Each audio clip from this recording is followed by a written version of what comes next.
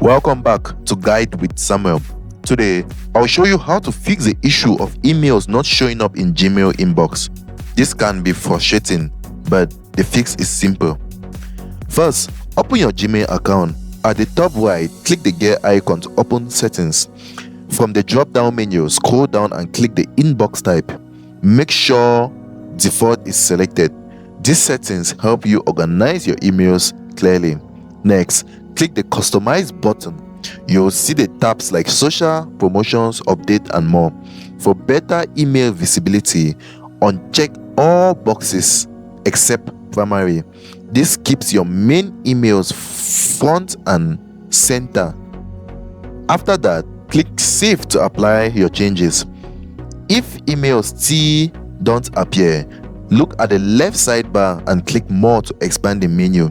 Then select all mail to see every mail you have received regardless of the folder.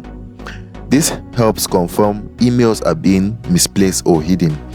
And that's it, guys. These simple steps should restore your missing emails to your inbox. Thanks for watching, and if you found this helpful, don't forget to like and subscribe to Guide with Samuel for more easy tips.